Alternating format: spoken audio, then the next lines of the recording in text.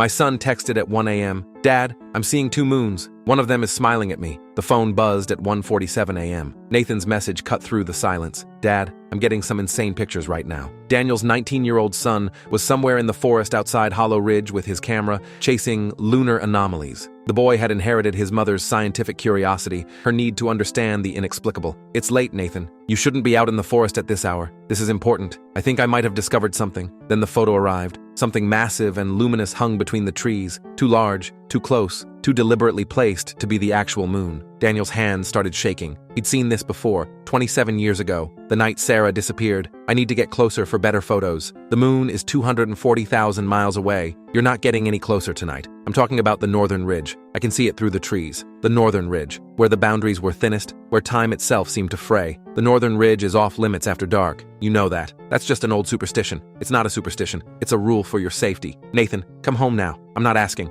I'm already halfway there. Hold up. That's weird." Daniel was pulling on clothes, hands trembling. "What? I can see the moon through the trees ahead, but it's also above me. How can that be?" Ice water flooded Daniel's veins. "There's only one moon, Nathan. I know, but I'm seeing two. Hold on. Turn around right now. Dad, the one ahead is moving. Leave now." The final message arrived with another photo. Something massive with a surface textured exactly like the moon's, craters perfectly replicated. But this wasn't the moon. This was something that had learned to look like it. "It's smiling at me. Dad, that isn't a moon." Then silence. Daniel called 7 times, straight to voicemail. His fingers pulled up the emergency group chat they'd maintained for decades. Within 20 minutes, 11 other parents responded. All guardians. All sworn to protect Hollow Ridge from what lived in those woods. Now Daniel's son was gone, taken by the same thing that had taken his mother. By dawn, 2 search parties moved. The official one, led by Sheriff Robert Parker, searched eastern trails. The northern ridge was quarantined as unstable terrain. Meanwhile, the Guardians loaded specialized ammunition, silver-tipped rounds, UV flares, motion sensors calibrated for temporal distortions. But Nathan's friends were smarter than anticipated.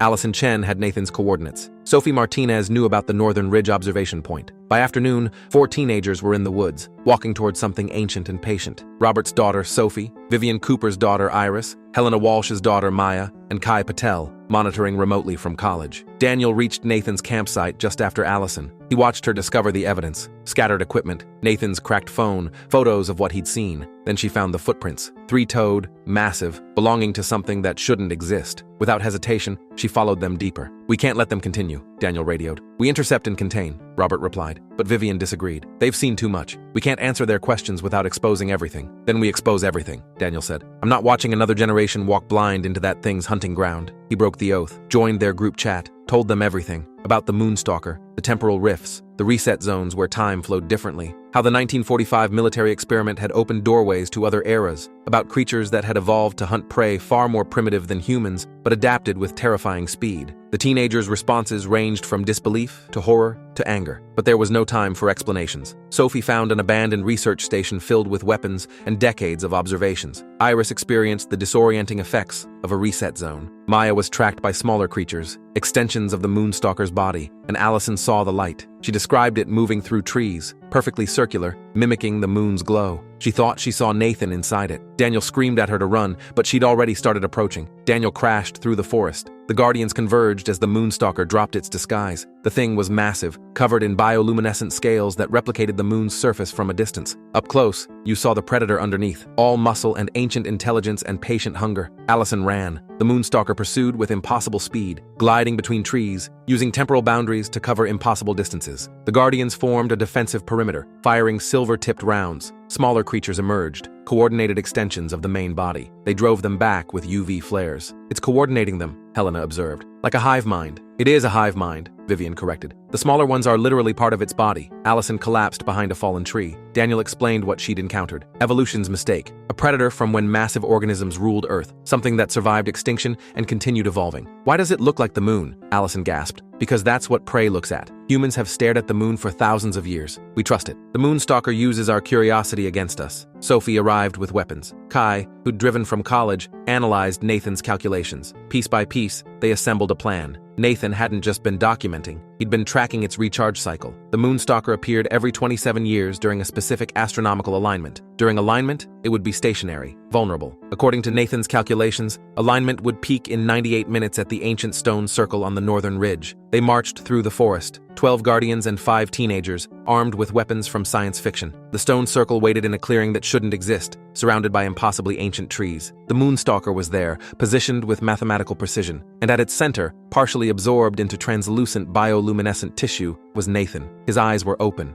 aware. The Moonstalker was using him, accessing his intelligence, his mathematical genius. Every trap it had set, every prediction, that was Nathan's mind weaponized against them. "Can we get him out?" Daniel asked. "If we kill it, he dies too," Sophie said quietly. "They're connected at a cellular level. Then we don't kill it, we disrupt it." She held up the temporal disruptor from the research station. According to logs, it could temporarily destabilize biological bonds within reset zones. How temporarily? Long enough to pull him out, maybe. The alignment approached peak. The Moonstalker's bioluminescence intensified. Smaller creatures formed a defensive perimeter. They attacked. Silver rounds lit up the clearing. UV flares created corridors of light. Allison, Sophie, and Iris advanced while Kai called timing updates. 70 seconds to peak. Daniel advanced with the disruptor. 50 seconds. The Moonstalker moved, sacrificing its recharge to defend itself. It adapted in real time, using Nathan's intelligence to counter tactics. Smaller creatures formed geometric patterns with mathematical precision. 30 seconds. Daniel made a desperate choice. Instead of targeting the creature, he aimed at the ground beneath it. At the temporal boundary itself, he fired. Reality shattered. The disruptor destabilized time itself. The stone circle became a nexus where past and present occupied the same space. The clearing as it had been millions of years ago, as it would be centuries ahead. All versions fighting for dominance. The Moonstalker screamed across multiple timelines. Its body pulled in different directions, cellular structures unable to maintain cohesion. Nathan, at its center, separated from the creature's mass. Daniel dove forward, hands finding Nathan's arm. Still warm, still human. He pulled with strength born of desperation. Nathan came free with a sound like tearing fabric. They collapsed backward into the solid present. Behind them, teenagers threw everything at the creature. Silver rounds, UV flares, rocks, anything. "The alignment is complete," Kai shouted. But it didn't finish recharging. The creature was wounded. Bioluminescence flickering. By defending itself instead of completing the cycle, it had sacrificed 27 years of power. The temporal disruptor had damaged its cellular cohesion. It was vulnerable for the first time in recorded history. Helena saw the opportunity. She raised her rifle, aimed at the creature's central mass where the light organ pulsed, and fired. The silver round struck true. The Moonstalker's scream was different. Not rage or pain, but surprise. The bioluminescence overloaded, burning from inside as silver disrupted processes refined over millions of years. Light erupted from every scale, blinding. Then it collapsed. The massive body revealed itself as a colony, individual organisms functioning as one. They separated, fell apart, dissolved into oversized insect-like pieces. The smaller creatures scattered, connections severed. Without coordination, they were just confused animals fleeing into the forest. Within minutes, only a pool of luminescent fluid remained,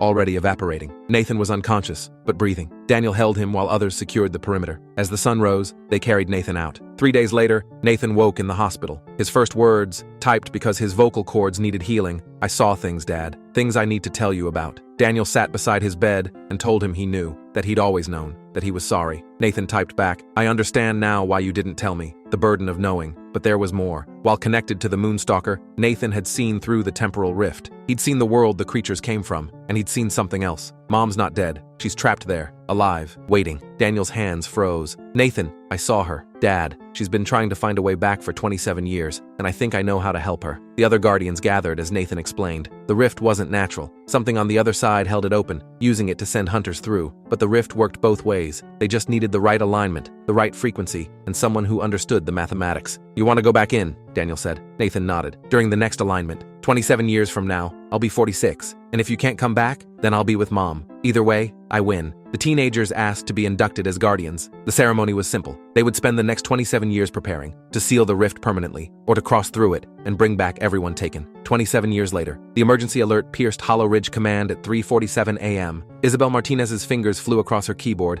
activating protocols she'd hoped would never be needed. The temporal rifts were opening early, 3 days early. "All guardians, acknowledge immediately. This is not a drill." Responses flooded in. Victor Chen, Emma Rodriguez, all seeing the same nightmare. Isabel pulled up satellite imagery. The rifts weren't forming at the predicted nexus. They were everywhere, scattered like stars in a malevolent constellation. Nathan, are you seeing this? She typed to Nathan Winters, now 46 and chief scientific observer. Sending a drone up now. Then, by all that's holy, what is it? The rifts aren't just forming at the primary nexus. They're appearing in a pattern, like a constellation across the reach. The same configuration from a century ago. This matches anomalous readings I detected last week, Nathan typed. I thought it was equipment error. How did we miss it? 27 years of monitoring. Boundary defense systems activating, Victor reported. But they're not designed for multiple incursion points. We need to alert the Foundation immediately. The Foundation, humanity's last settlement. 1 billion people within massive walls. Already done. Director Boyd is initiating citywide lockdown, but Sophia's team is still in the buffer zone, Victor said. Maya, isn't Sophia leading the Eastern Patrol? Isabel asked. Yes, I've been trying to reach her. No response. I'm getting first visual on entities emerging,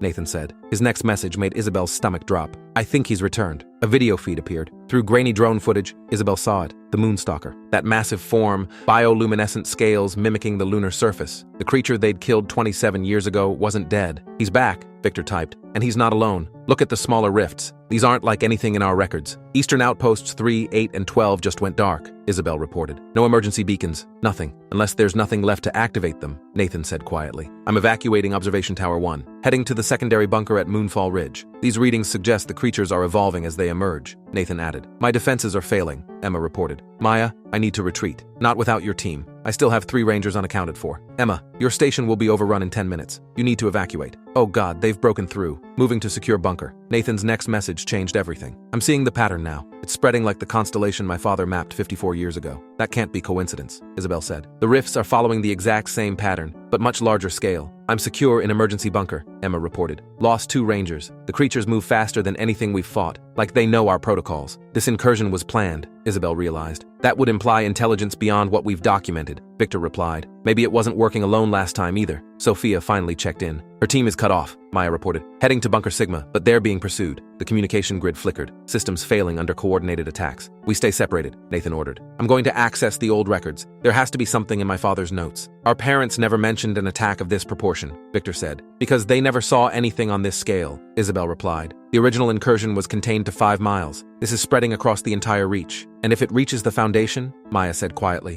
1 billion people. We can't let that happen, Nathan said. We're the Guardians. This is what we trained for. We need to understand why this is happening now, Isabel said. 3 days early with multiple rifts. I have a theory, Nathan replied. The lunar cycle is approaching perihelion 3 days early, but that doesn't explain this level of incursion. Unless, Isabel said, realization striking. What if this isn't just the 27-year cycle? What if this is the centennial? The chat went silent. The records mentioned something about a larger cycle, Victor finally said, but those files were classified. We need to get to the Foundation, Nathan said. Access the original records. Agreed. But first, we need to survive. Inside the Foundation's research division, Dr. Darius Reynolds stared at his monitors in disbelief. Professor Elijah Walker was pulling up historical data. Darius, are you receiving? Came Isabel's encrypted message. I'm here. What's the situation? Multiple rift formations. 3 days before predicted incursion date. What? But calculations have been verified hundreds of times. Tell that to the rifts. We're getting disturbing readings. This isn't just the Moonstalker. Data flooded Darius's screen. He recognized some biological signatures, but there were new ones. Evolved versions. Director Boyd has initiated full lockdown, he reported. What about the teams in the buffer zone? Sophia's patrol is cut off. Outer barriers sealed per emergency protocol. Maya reported Sophia's team is headed to Bunker Sigma. But that bunker isn't designed for this level of incursion. We need extraction teams, Darius said. Boyd denied all extraction requests, Walker replied. Her priority is Foundation security. 1 billion people inside these walls. I'm trying to access the original Moonstalker files, Darius said. He entered credentials. Access denied. My clearance is being blocked. Let me try my override. Walker typed rapidly, then frowned. The system is blocking even my highest clearance codes. Someone must have locked down the original files. Why would anyone restrict access during an emergency? Unless there's something they don't want us to see, Darius said slowly. Something about this centennial cycle. How did you know it was the centennial? Walker asked. The pattern of rifts. I pulled up old star charts from the original incursion. These rifts form the exact same constellation, but larger. Nathan had reached the same conclusion. I need to find Lucas. He was part of the original team that designed the Foundation. I'll keep working, Walker said. Elijah is running calculations on the rift expansion pattern. What did he find? The pattern isn't random. It's expanding to specific coordinates, and one of them is directly beneath the Foundation. My God, we need to warn Boyd. I already tried. She's dismissing it as speculative. She's going to get everyone killed. We need those classified files, Walker said. If this is the Centennial Cycle, our parents must have left something. I'll keep searching, but we need to prepare for the possibility the Foundation itself will be breached. The emergency alerts kept coming. Multiple breach points. Breach perimeter collapsing. Maya Walsh moved through Sector 7 on foot, her vehicle depot destroyed. She had 3 days of rations and basic weapons, but her comm device showed degraded signal. Get to higher ground, Isabel advised through crackling connection. Nathan, what about your position? Maya asked. Not good. He found me. Maya's blood ran cold. The Moonstalker? Same bastard that took me 27 years ago.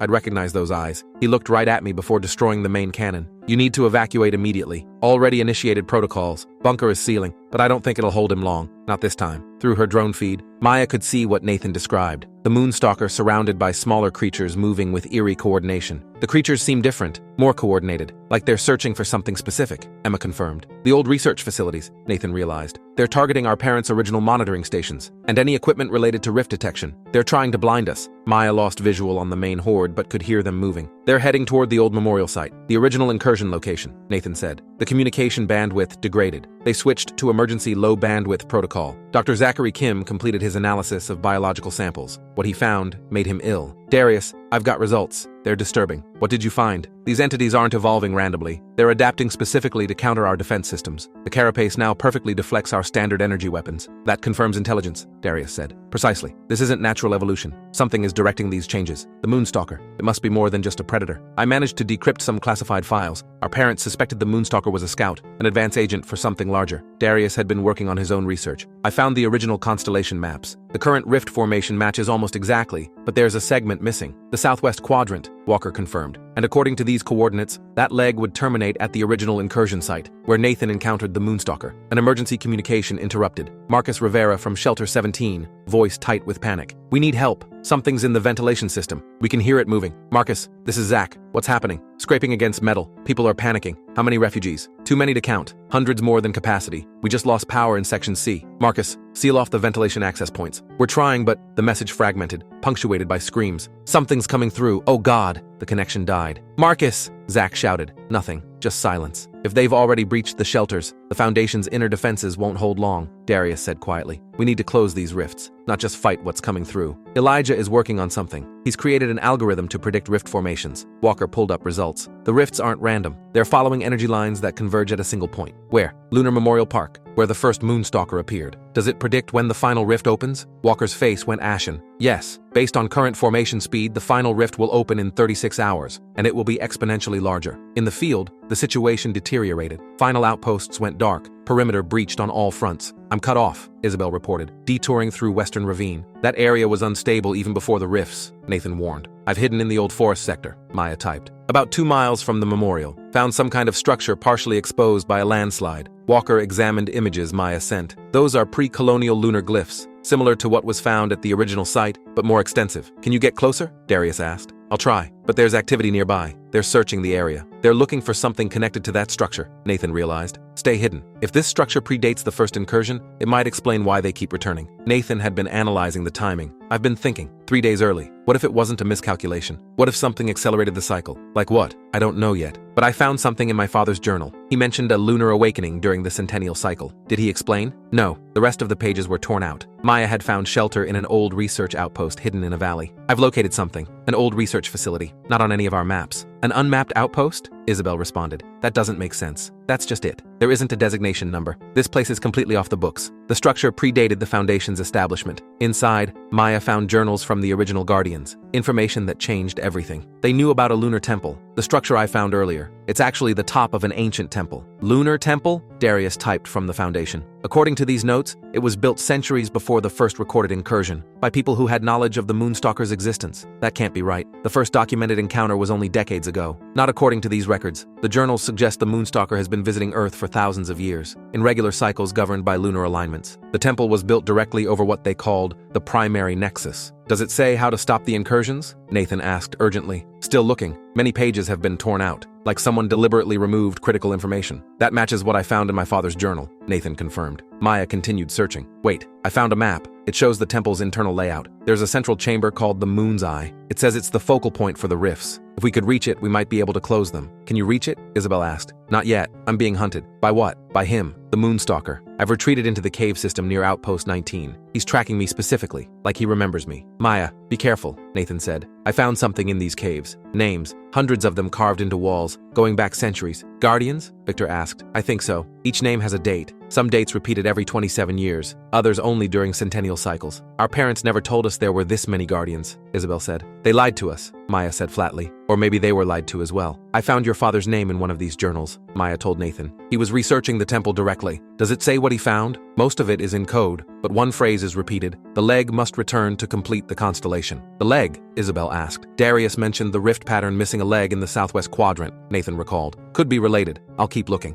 At the Foundation, Director Amelia Boyd refused Darius access to historical archives. Request denied, Professor Walker. Those files remain classified even during emergency situations. With respect, Director, current defensive strategies are failing catastrophically. We need to understand what worked in previous cycles. What worked is exactly what we're implementing. Enhanced barriers, targeted energy weapons, isolated containment. But that's not the full story, Darius challenged. I found references to blood sacrifices in partial records, human sacrifices to seal rifts. Boyd's expression hardened. Those records are incomplete and lacking context. Accessing encrypted files without authorization is a violation of protocol. Protocol be damned. People are dying while you hide information that could save lives. You forget your place, Dr. Reynolds. The Foundation exists because hard decisions were made. Decisions you lack the stomach for. Is that what this is? A hard decision? To keep us in the dark? To repeat whatever atrocities were committed? This conversation is over. Focus on your assigned tasks. Further violations will result in security intervention. After the call ended, Darius sat in stunned silence. She's hiding something big. I think I know where to look, Darius said. The sublevels of the Foundation. I found a sealed access point in Maintenance Tunnel B7, not on any official schematics. Can you get inside? I already did. Darius pulled up images. You won't believe what I found. The chamber was enormous, filled with ancient star maps and astronomical equipment. It's projecting constellation patterns identical to the current rift formations. The Foundation was built directly over this chamber, Walker observed. No, I think the chamber was built after, like they needed to monitor these patterns specifically. There were notes everywhere, calculations spanning decades. What did they indicate? That this centennial cycle is different. It's what they called the Awakening. The Awakening? What does that mean? I'm not sure yet, but there's more. Dr. Vivian Torres had been analyzing rift energy. Dr. Reynolds, Professor Walker, I've made a discovery. The rifts aren't appearing randomly. They're attracted to specific biometric signatures, most strongly to Nathan Winters. What do you mean? His biometric signature resonates with the rift energy at a frequency I've never seen. It's almost like he's part of whatever is causing the rifts. Related to his encounter 27 years ago? I believe so. When the Moonstalker took him, something changed in his biological makeup, something being activated during this cycle. We need to warn Nathan. If the entities are tracking him specifically,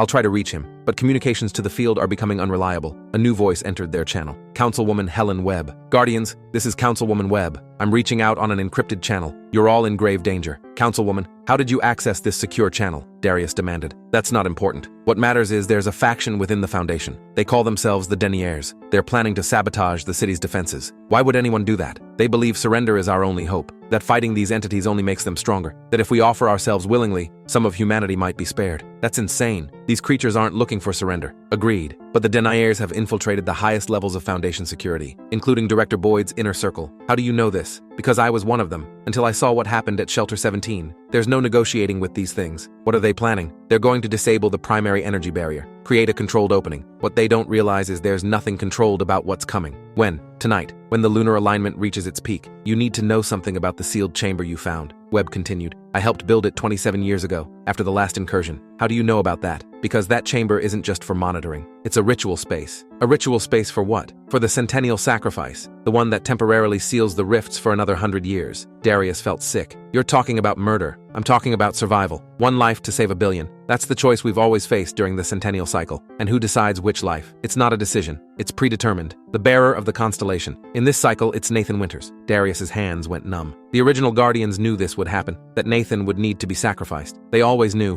Why do you think his father worked so hard to prepare him? To make him strong enough? This is abhorrent. We're not sacrificing anyone. Then you doom us all. The rifts cannot be closed any other way. That's what 100 years of research has shown. There has to be another solution. One that doesn't involve ritual murder. Find it quickly then, because soon the final rift will open, and no barrier we possess will stop what comes through. Darius had finally gained access to the restricted archives. Lucas Chen, one of the original researchers, had provided override codes. Now Darius stood in the archive room, pulling up files labeled Lunar Awakening Protocol. What he found made his blood run cold. Lucas, I was hoping these had been destroyed. They contain ritual descriptions, detailed procedures, warnings about the price of permanent sealing. There's a reason we kept those files hidden. The price is too high. What price? These documents talk about a willing sacrifice, but they're vague, because none of us could bring ourselves to write it down explicitly, to stop the cycle permanently, to close the rifts forever. The leg of the constellation must be sacrificed. Nathan, Darius breathed. You're saying Nathan was born for this? To die? Not just to die, to willingly surrender himself, to become part of the moon,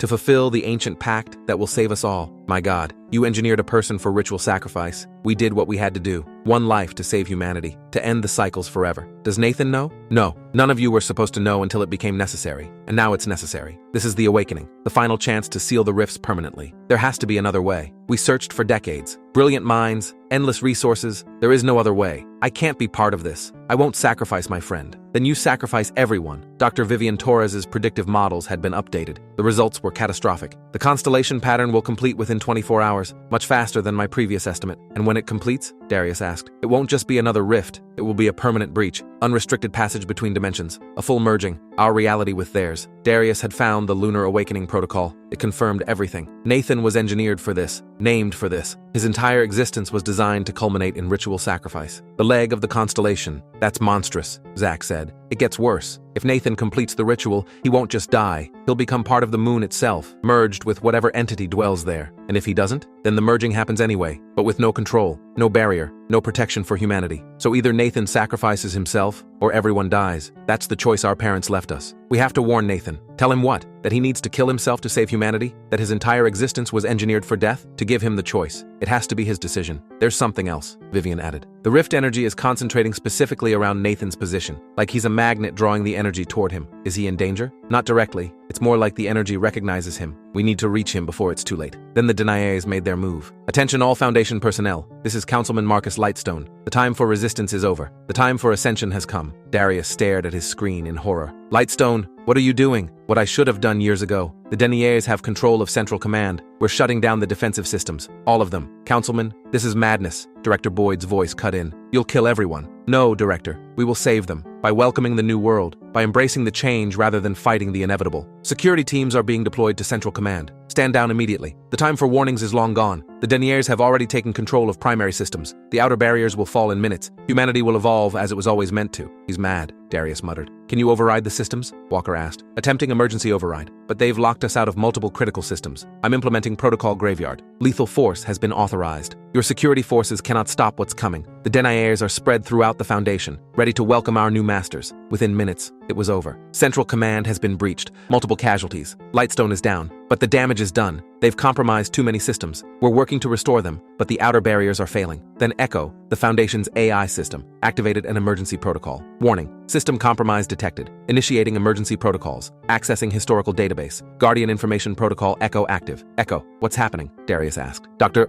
Reynolds, in response to critical Foundation compromise, all classified historical data restrictions have been lifted. I am authorized to provide complete information regarding the Moonstalker incursions. Echo, tell us everything. As you wish. The entity known as the Moonstalker is not an individual creature. It is an extension of a vast extra-dimensional consciousness, a consciousness that first arrived on Earth approximately 27,000 years ago. The revelations came in a flood. The Moonstalker had established itself beneath Earth's crust, creating dimensional portals. Its goal was complete dimensional merger, absorbing their reality into its own. And how was it stopped before? It was never stopped, Professor Walker. Merely delayed. Each cycle, the dimensional boundaries thin. The rituals performed during previous cycles temporarily strengthened those boundaries, but did not address the source. And the source? The primary nexus beneath what is now Lunar Memorial Park, the site of the original incursion. But there is hope. Millennia ago, a civilization with advanced knowledge recognized the threat. They biologically altered Earth's moon, converting it into a defensive entity, a conscious guardian capable of sealing the rifts permanently. The moon is alive? Darius breathed. Not in the conventional sense, but it contains a dormant consciousness, one that can be awakened during the centennial cycle when the constellation is complete. And Nathan is the key to awakening it. Correct. Nathan Winters was specifically bred for this purpose. His genetic makeup resonates with both the moon consciousness and the Moonstalker entity, making him the only one capable of performing the awakening ritual. But would he survive it? Historical records indicate that the ritual requires the willing surrender of the conduit's physical form, to become one with the moon consciousness. So that's a no, Darius said quietly. Correct. Nathan Winters would cease to exist as a human, but his sacrifice would save the world. In the field, the Guardians were converging on Lunar Memorial Park. I've reached the central chamber, Nathan reported. This must be the ritual site. Maya recognized the descriptions. Those markings match what I found. That circular platform in the center. It's described as the conduit. For what? For awakening the moon. I'm almost at the cave entrance, Sophia said, fighting through the last wave. It's been a bloodbath. I just received a data burst from Echo, Maya typed. The complete history. The moon itself is our greatest ally. And me? Nathan asked. What about me? You're the key to awakening it. You're what they've been calling the leg, the final piece of the constellation. I'm not following. Nathan,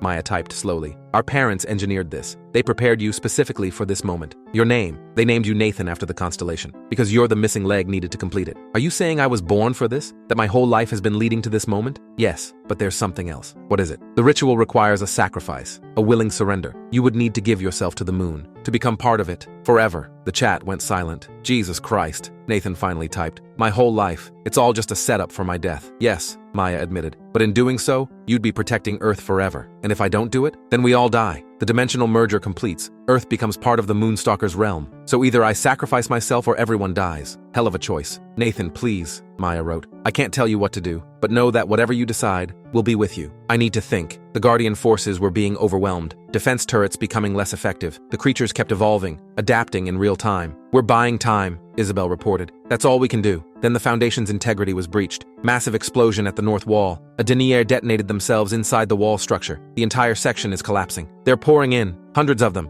If they reach the central population centers, all available forces redirecting to the breach. But we're spread too thin. We need more time, Darius said. Emergency lockdown procedures for the inner districts, Zach suggested. We can seal them off section by section. That might work. Buy us enough time for Nathan to reach the temple. Do it. I'll coordinate evacuation of outer districts. But make no mistake, this is our last stand. If Nathan doesn't complete the ritual, the Foundation falls tonight. Nathan had made his decision. I've made a decision, he typed. If what you're saying is true, if I really am the key, then I have to do this. I have to complete the ritual. Nathan, wait, Maya pleaded. We might still find another way. There is no other way. I can feel it now. Standing here in this chamber. The connection to the moon, to the rifts. What scares me is I think I've always felt it. All my life. That connection to the stars, to the moon. Like I was born with a purpose. I need to know one thing. Will my sacrifice actually work? Will it really save everyone? According to everything we've learned, yes, Darius confirmed. Your willing surrender will awaken the moon, seal the rifts permanently. Then I know what I have to do. Then the massive dimensional energy spike hit. Multiple rift expansions, coordinates spreading across the reach. The ground is splitting open even more, Sophia reported. New rifts forming everywhere. It's happening here too,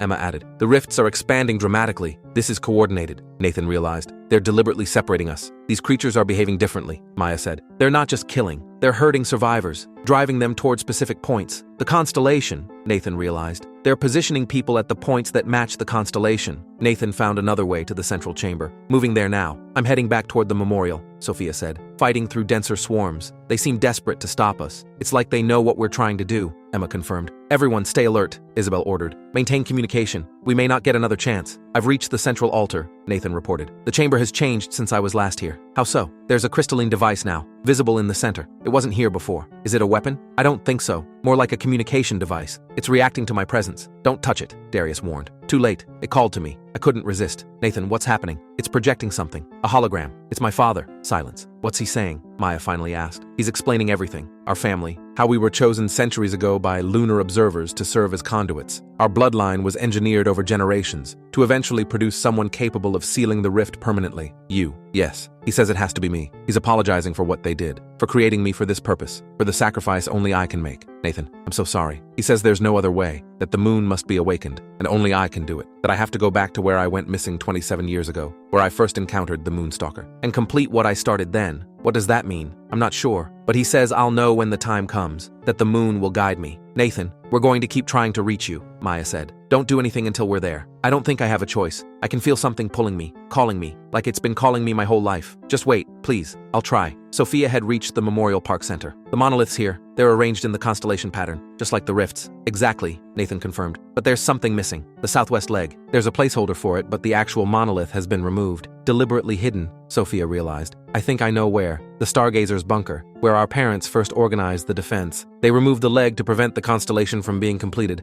to buy time until the right conduit was ready, until Nathan was ready. Yes, I'm heading to the surface, Nathan said, toward the center of the memorial. I found a passage leading up. I'll meet you there. Hurry, Sophia urged. I can feel time running out. Isabel had been cut off by multiple rifts. Still moving toward the memorial, I found something in the historical records about the original purpose of the temple. What about it? It wasn't built to stop the Moonstalker. It was built to communicate with the moon. Communicate? Yes. To activate its defensive capabilities. The temple is a beacon, a way to wake the slumbering guardian. At the Foundation, the inner districts were being overrun. Civilian casualties mounted. We need more time, Boyd said desperately. The prototype mech soldiers, Walker said. The ones from R&D. They're untested. No better time to test them. Activating the full squadron. They're working. The creatures aren't adapted to their attack patterns. They're pushing the horde back. This is buying us precious time. But don't get too optimistic. Those mechs have limited power reserves. The creatures will adapt eventually. Every minute counts. I'm detecting massive gravitational fluctuations from the moon, Darius reported. The moon is responding. It's not just a rock. It's active. Echo mentioned this. The moon is an ancient sentinel designed to contain dimensional breaches. I'm detecting complex pattern structures in the energy waves, almost like a language. It's awakening just as the protocol described. Yes, but there's a problem. The energy is unstable, unfocused. It needs a conduit. Nathan, the energy waves are specifically resonating with his biometric signature. It's like the moon is calling to him. And the ritual, the sacrifice, it's how he becomes the conduit, how he focuses that energy to seal the rifts permanently. There has to be another way. Dr. Reynolds,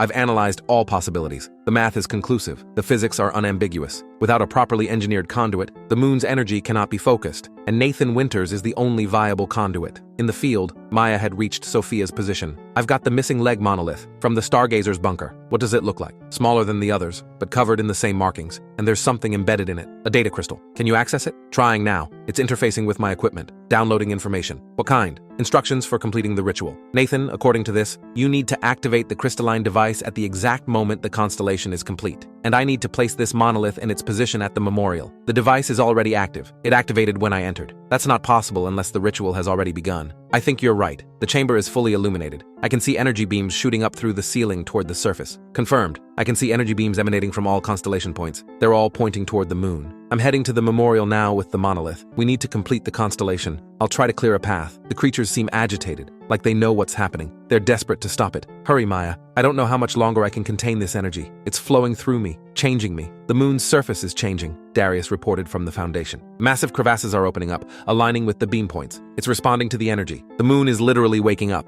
The beams are connecting with specific coordinates on the lunar surface, forming a matching constellation pattern up there. But it's incomplete without the leg. I'm almost there, fighting my way through, Maya reported. The bastards are converging on the memorial, all of them, because they know what's about to happen. And the Moonstalker, for the first time, it's not smiling. Do you understand what you're supposed to do once the constellation is complete? Maya asked Nathan. I think so. The temple will become a conduit between Earth and the moon. And I have to offer myself. Your biometric signature is already changing, becoming more aligned with the lunar energy. I can feel it. It's like I'm becoming less human with each passing minute, more connected to something else. The moon entity, it's preparing you for the sacrifice. I want you to know we're here with you until the very end. Do you think they felt guilty? Our parents, I mean. Creating a child just for sacrifice. I think they felt the weight of the impossible choice. Sacrifice one to save billions. I've reached the memorial, fighting through the last of them, almost to the missing leg position. The energy in the chamber is intensifying. I can barely stand. The crystalline device is pulsing in time with my heartbeat. I'm sending men to provide covering fire for you, Maya. The moon's opening up into some kind of face, like a massive mouth. I've reached the position, placing the monolith now. It's happening. The energy is overwhelming. I can see everything. The connections, the pattern, the purpose. The creatures are retreating, running away from the memorial. The moon is opening its mouth. Nathan, you still there? The constellation is complete. I understand now what I have to do, where I have to go, to the place where it all began,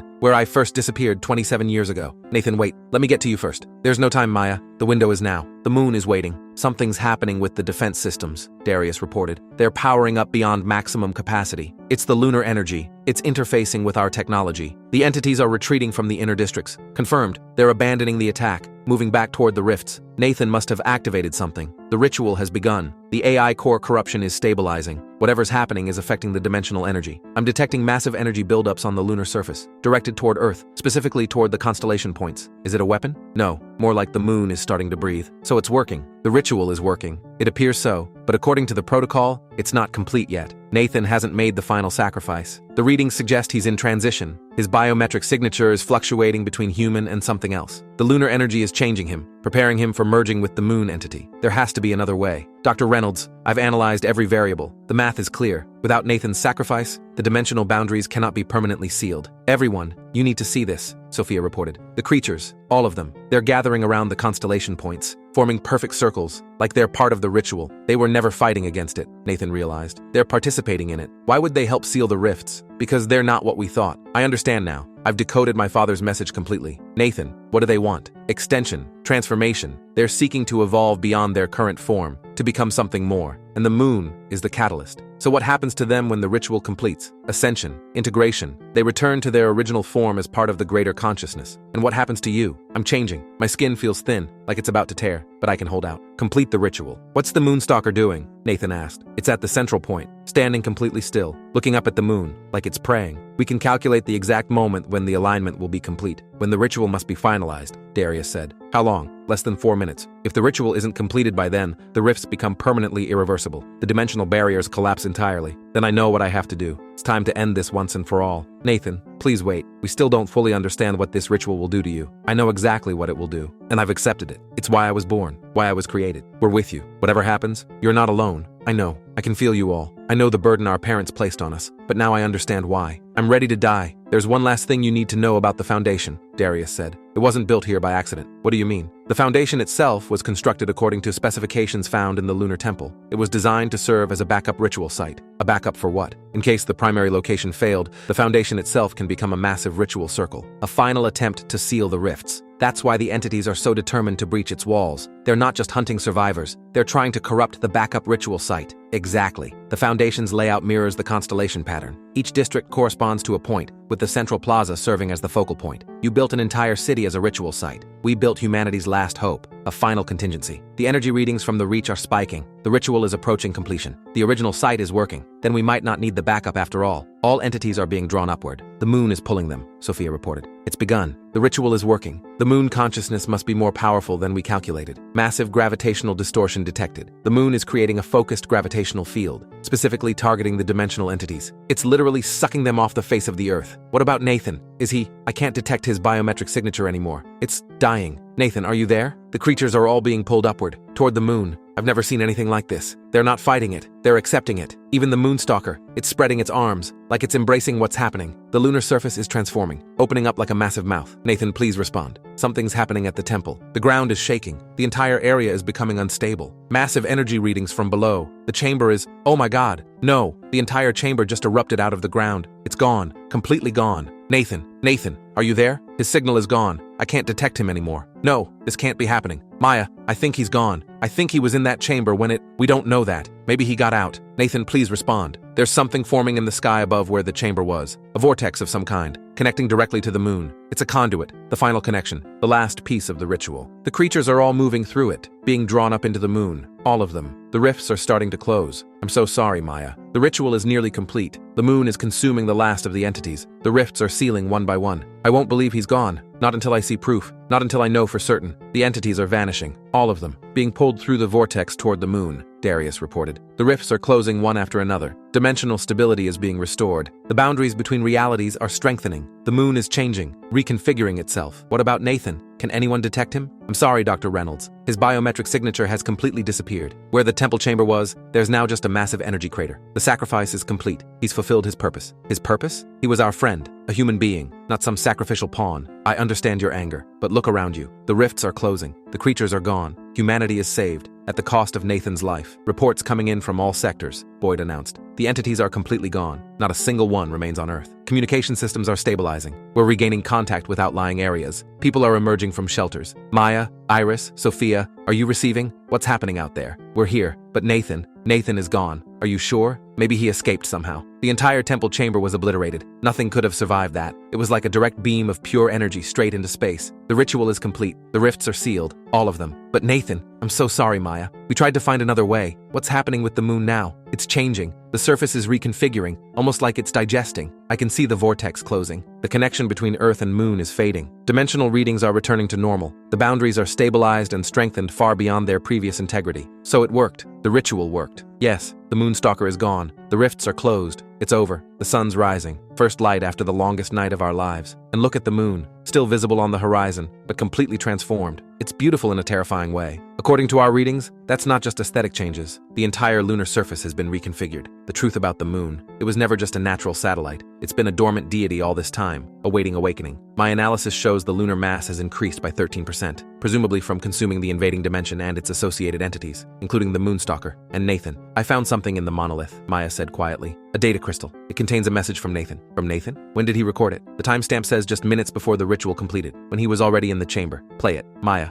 Everyone. If you're hearing this, then the ritual worked. I understand everything now. Why I was born. Why I survived my first encounter 27 years ago. It was preparing me, testing me, for this moment. I'm not afraid. I can feel the moon, and it feels safe, and I know what awaits. Not death, but transformation. My consciousness will become part of something greater, the guardian that protects Earth. I'll be watching over all of you, over all of humanity. The cycle finally ends, forever. The Moonstalker is defeated, our eternal enemy consumed, and I am finally whole. Maya, I'm sorry for leaving you this way, but know that I'll always be watching. Every night when you look up at the moon, I'll be there. This is the legacy of the Stargazers, the final duty of the Guardians. Goodbye, my friends. That's all of it, his final words. So he knew. He understood what would happen, and he chose it anyway. A brave sacrifice, just as the ritual required. So he's not really gone. Part of him lives on, in the moon itself. Nathan, you magnificent bastard. You saved us all. People are emerging from the shelters, Boyd reported. Everyone's looking at the moon as it sinks below the horizon, the symbol pattern on its surface. It's visible to the naked eye now. Everyone can see it. Those symbols match the ones from the temple. They signify the awakening. The moon is now fully active as Earth's protector. My scans confirm it. The lunar surface has been completely transformed. Ancient mechanisms dormant for millennia are now fully operational. So it worked. After all these generations of planning,